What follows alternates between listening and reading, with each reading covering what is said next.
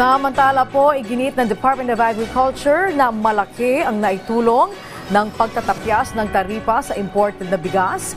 Ayon kay Agriculture Spokesperson Assistant Secretary Arnel de Mesa, nakatulong ang rice tariff reduction para hindi na humirit pa ang presyo ng bigas, lalo na't malaki din ang pinsalang kinamo ng bansa mula sa magkakasunod na mga bagyo. Bukod dito, nakatulong din ito para matugunan ang problema sa rice smuggling. Git pa ng opisyal, maaring kinakailangan pa ng karagdagang pag-aaral para malaman ang naging epekto ng rice tariff reduction.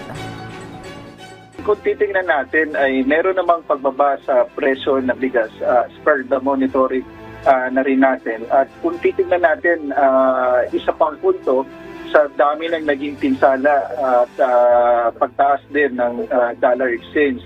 Kung wala itong taripa ng pagpirma ng ating Pangulo, pagbawas from 35 to 15%, kagaya na rin ang tinura ng ating kalihim, sigurado na mas mataas pa yung presyo ng bigas sa mga panahon nito. Kaya importante na talaga yung pagbaba rin ng taripa.